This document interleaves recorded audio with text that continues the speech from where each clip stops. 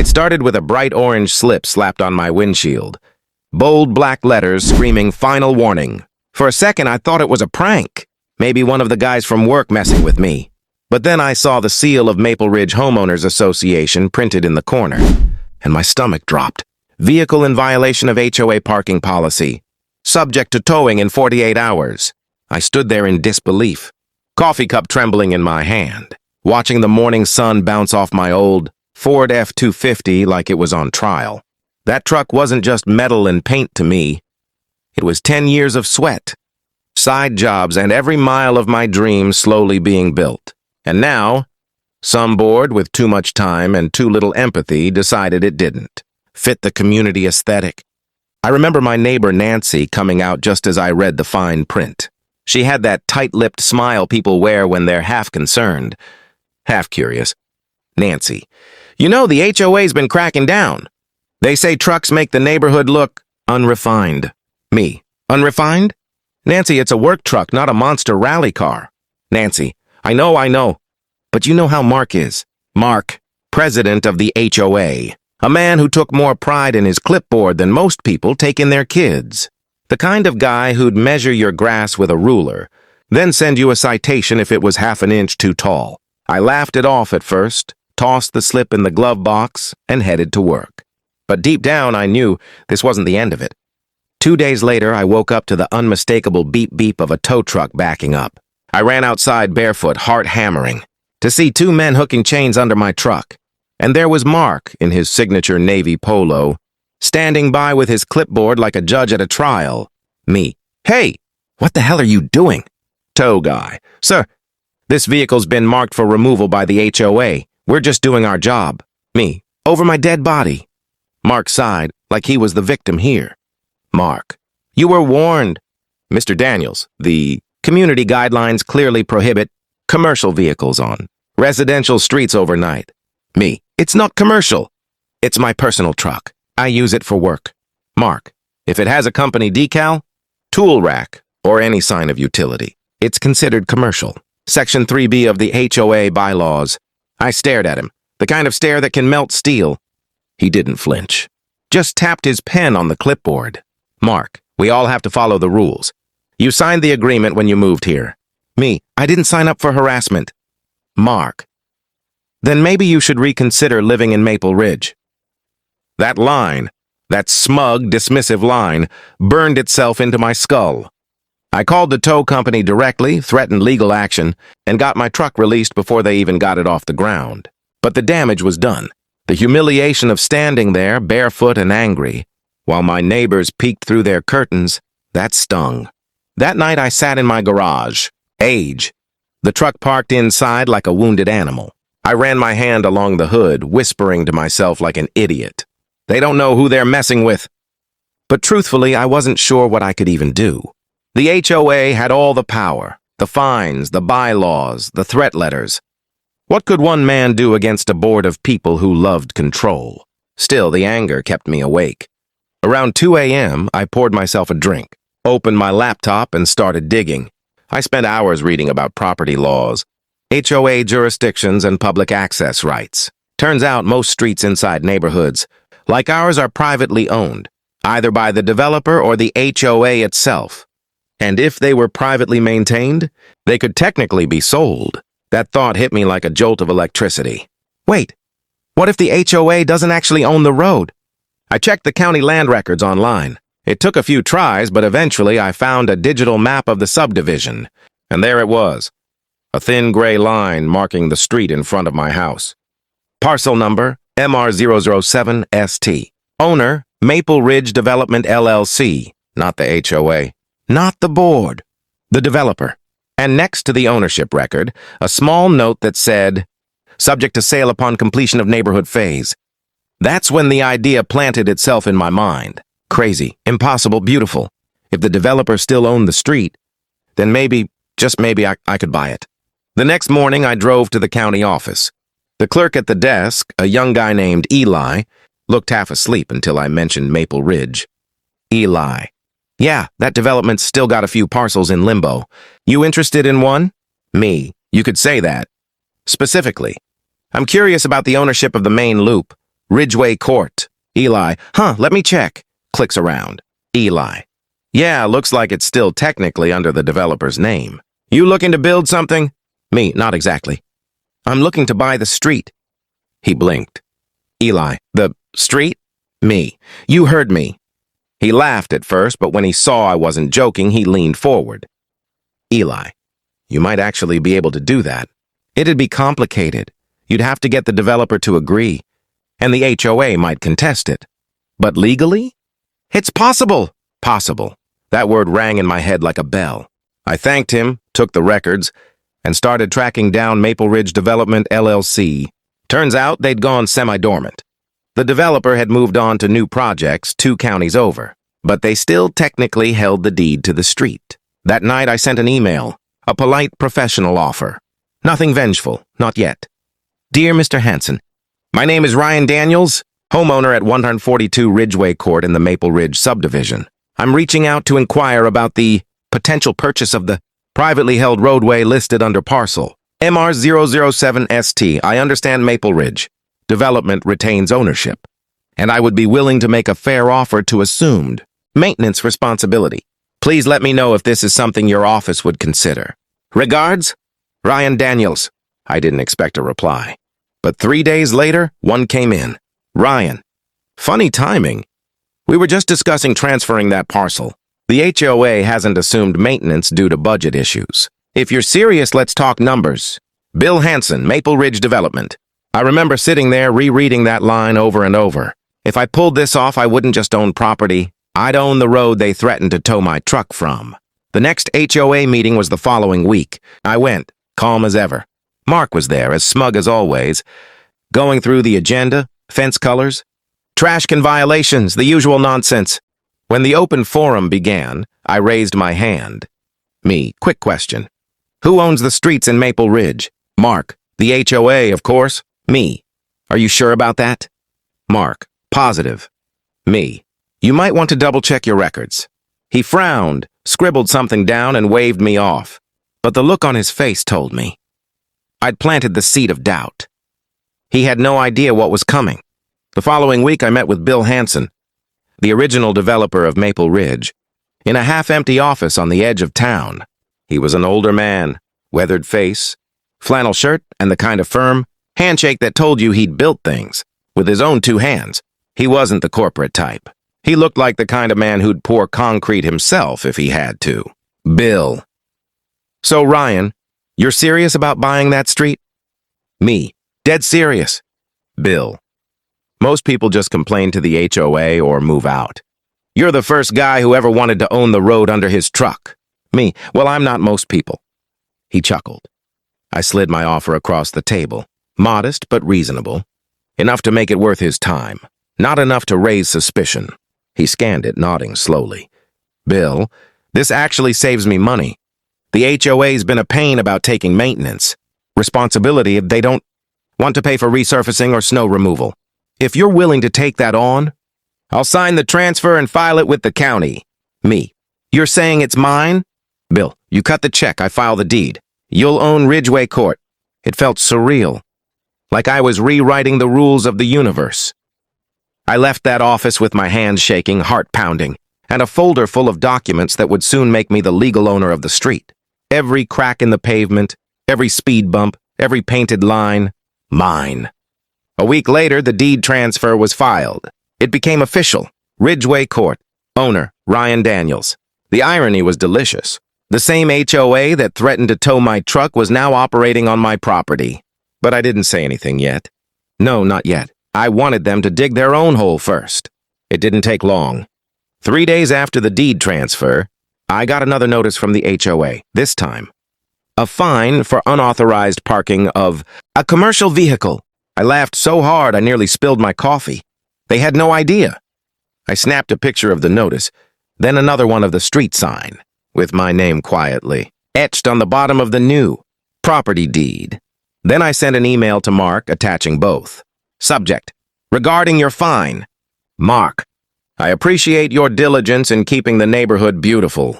However, before you enforce any further fines or towing threats, I suggest you review the updated property records with the county. specifically parcel MR007ST. You'll find that your jurisdiction ends at my driveway and begins with me. Regards, Ryan Daniels. No response for 2 days. Then a knock on my door. Mark stood there, flanked by Linda, the HOA treasurer, and Greg, the vice president. They looked like a squad of disappointed parents ready to lecture a teenager. Mark, Ryan, we got your email. I'm not sure what kind of stunt you think you're pulling, but you can't just buy a street. Me, actually I can, and I did. Linda, that's absurd.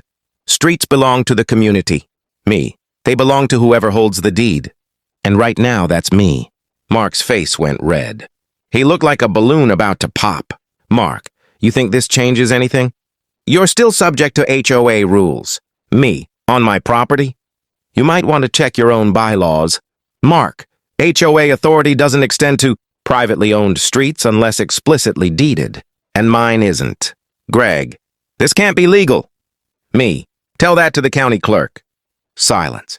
Just the sound of the wind brushing through the trees, and Mark's jaw grinding in frustration. Mark, you'll regret this, Ryan.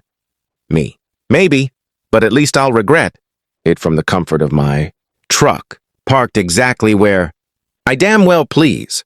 They stormed off, muttering under their breath.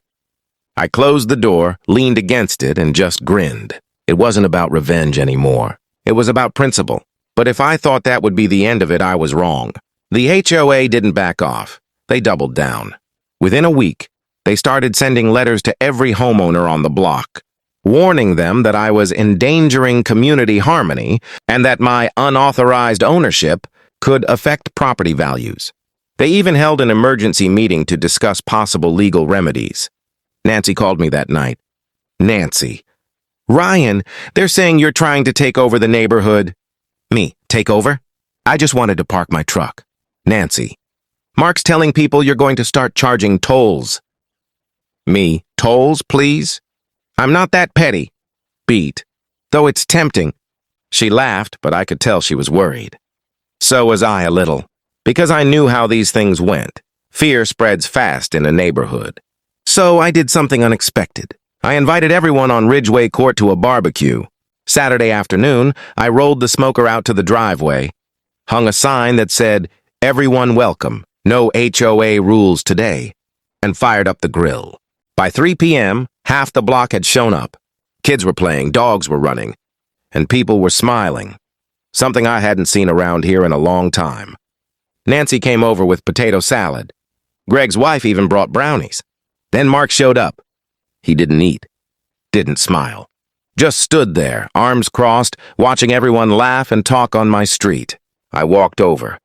Me, you should grab a plate, Mark. Got ribs, brisket, even veggie burgers for the rule followers. Mark, you think this little show makes you the hero? Me, no, I think it reminds people what community actually looks like, without fear and fines.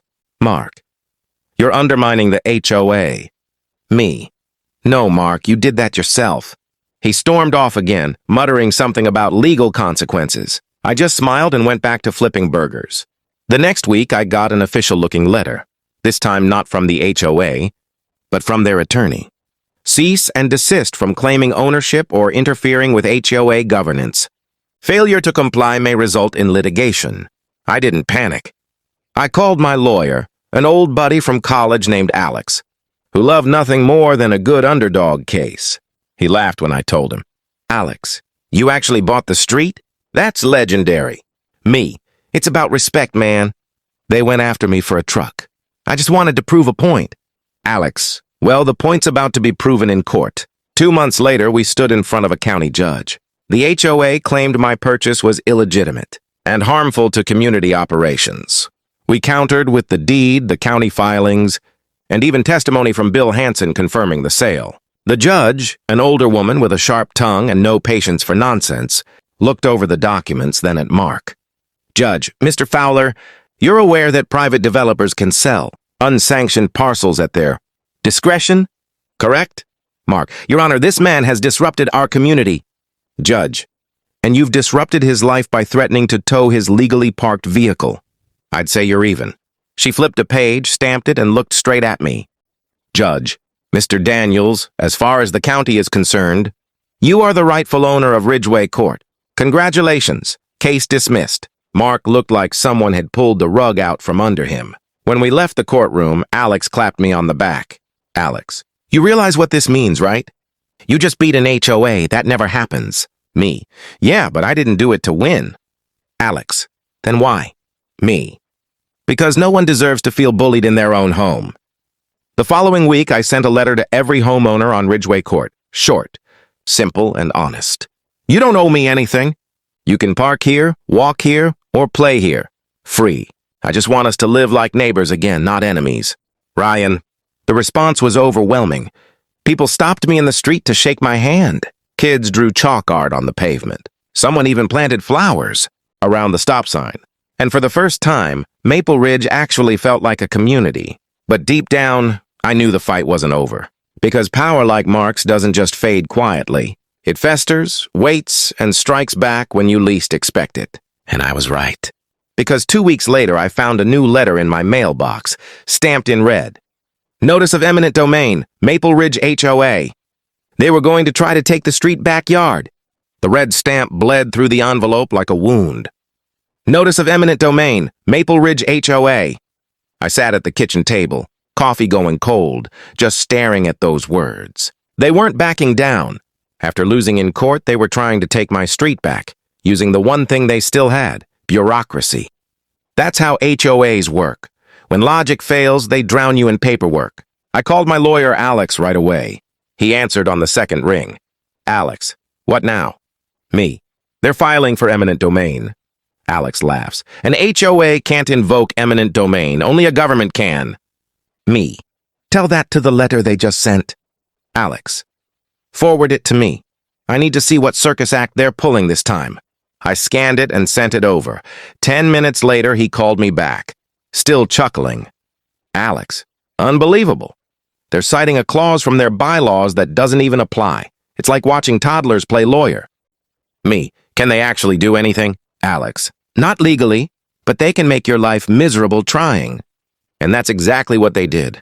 The following week, the HOA started circulating flyers claiming that Ryan Daniels' private street ownership jeopardizes community access and safety. They framed it like I was holding the whole neighborhood hostage, when all I'd ever done was park my damn truck. Then came the whispers. People I'd barbecued with started avoiding me. Some wouldn't make eye contact. Others apologized quietly but said they couldn't get involved. Fear is contagious. I tried to shrug it off, but it hurt, especially when Nancy stopped waving from across the street. She was one of the first to come to my barbecue. I thought we'd become friends. That's the thing about neighborhood wars. Nobody wins without losing something. 3 weeks later, I came home to find a bright yellow construction notice staked into the grass near my mailbox. Road repair notice, work to begin Monday. Authorized by Maple Ridge HOA. I looked up and down the street. Spray paint lines ran across the asphalt. Bright blue, neon orange, hot pink, the kind utility crews use before they dig. They were planning to repair my road. That Monday morning at 7:02 a.m., a crew of contractors rolled in with a dump truck and an asphalt cutter. I stepped out, coffee in hand. Me. Morning, fellas. Who sent you? Foreman. Maple Ridge HOA. Said this road's due for resurfacing. Me. You got a permit? Foreman. They said they handled all the paperwork. Me. They didn't. Because this? Mark. I never meant for it to go this far. The board's been under pressure. People complain and it gets political. Me. You went after me because of a truck. Mark. You embarrassed me in front of my neighbors. You turned friends into enemies. Mark. I know. I was wrong. I thought I was protecting the neighborhood. Me. By punishing it? He didn't answer. Just sighed, shoulders heavy. Mark. The board wants to make peace. Maybe you could sell the street back? Me. Smirks. Not happening. Mark. You've made your point. Why hold on to it? Me. Because it's not about holding on. Mark. It's about making sure nobody ever does what you did again. He nodded quietly. For the first time, I saw something human in his eyes. Regret. Before he left, I told him something I hadn't said before. Me. You know what makes a neighborhood beautiful? Not the grass height, not the color of the mailboxes. It's the people. The laughter. The small acts of kindness. You guys lost that chasing perfection. Mark, you might be right. Me. No, I am right. He left without another word. But he didn't look angry anymore, just humbled. A month later, the HOA sent out a community-wide letter. They officially dropped all disputes, retracted their claims, and announced a new approach to neighborhood management focused on transparency and cooperation. In short, they backed off. Nancy started waving again. Kids played basketball in the street. People parked where they wanted without fear. And Mark? He resigned quietly at the next meeting. Peace, finally. A few weeks later, I had the street repaved. Properly this time. With no HOA involvement. I even had a small plaque embedded near the curb that read, Ridgeway Court, privately owned by Ryan Daniels. Dedicated to every hardworking person who refused to be bullied. People smiled when they saw it. Some stopped to take pictures. And one evening, Nancy came over with a plate of cookies. Nancy, you really did it, huh? Me, guess I did. Nancy, you changed everything around here. Nah, we all did. I just gave people permission to stop being afraid. Months passed and life returned to normal. Quieter, happier. Sometimes I still catch myself glancing at that plaque when I walk to the mailbox. It reminds me that power isn't about control. It's about courage. It's about standing up even when your knees shake. It's about knowing your worth when someone else tries to write the rules for you. And it's about never letting anyone tow away your peace. Final scene for narration-style ending. The camera pans across Ridgeway Court at sunset. Kids laughing. Trucks parked freely. A neighborhood reborn. Voiceover. Ryan. They threatened to tow my truck. So I bought the street. But the truth is, it wasn't about revenge. It was about respect. Because sometimes the only way to reclaim your life is to take back the road they tried to take from you. Moral and call to action. If you've